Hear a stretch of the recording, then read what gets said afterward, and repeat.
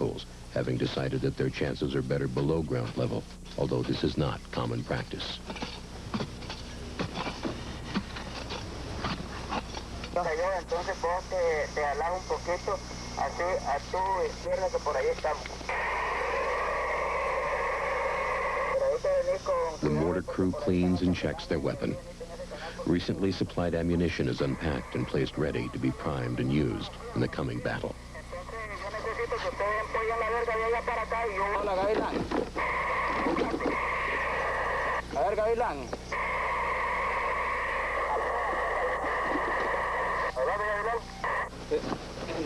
But despite the checking and maintenance, when the attack finally came, at least one of these heavy machine guns did not fire at the crucial moment.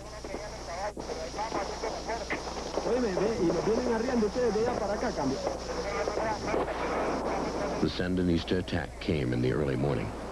Commandant Mike Lima, officer commanding the defense and counterattacks, directs operations by radio from a command post in the hills.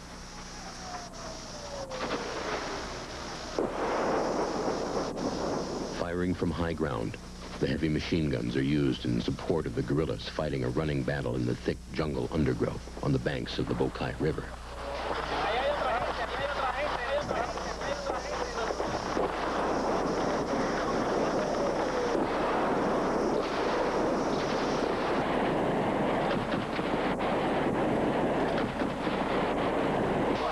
In the valley, a very young Contra directs his 60mm mortar fire at the advancing Sandinista troops, the fall of his rounds being observed and coordinated from the vantage point of the command post.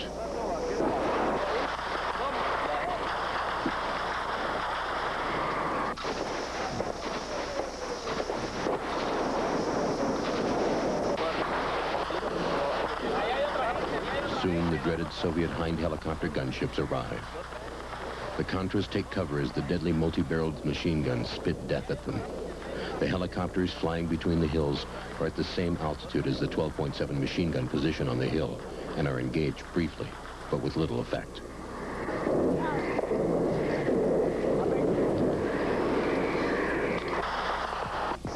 The gun position on the hill is soon bracketed by effective enemy mortar fire, causing it to be temporarily abandoned.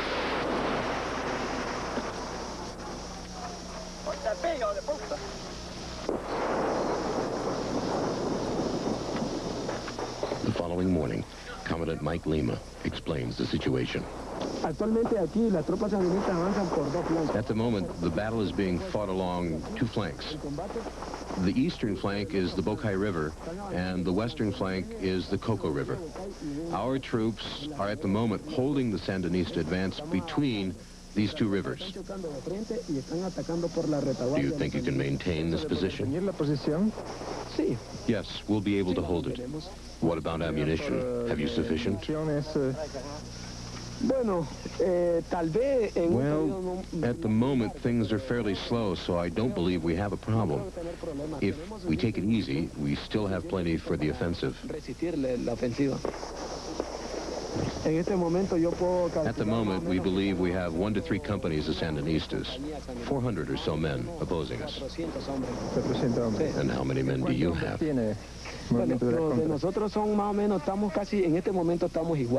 Well, at the moment, things are about equal. They have about 400, and we have about 400. We think they probably will have more men behind them, but for the moment, well, we're about equal. Okay. After 5 days of fighting, the wounded wait to be airlifted out of the battle zone. Medical attention in the field is rudimentary, although the paramedics are well supplied with drugs and dressings. This close to the Honduran air bases, the Contras can afford to evacuate casualties by helicopter. Deeper into Nicaragua, this is impossible, and the mortality rate amongst the wounded is high. Of the original patrol seen setting out at the beginning of this report, only one was still operational at the end. Here, one of the youngest in the group suffers a serious gut wound in silence. Only 4 days before, fit and healthy, he shared a meal with his friends.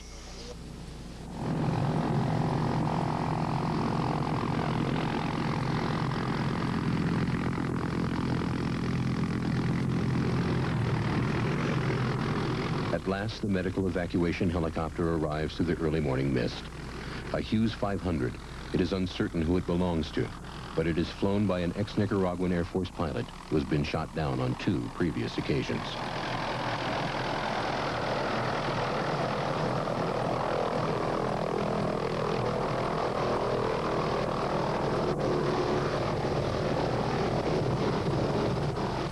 The wounded are loaded by aid station staff and are soon on their way to proper medical attention at the FDN's well-equipped field hospital in Honduras.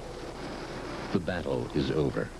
As in other guerrilla wars, the result is inconclusive for either side. The casualty ratios are roughly equal, and territory gained or lost is of no great consequence. But the major questions remain. Are the Contras able to free Nicaragua by armed struggle?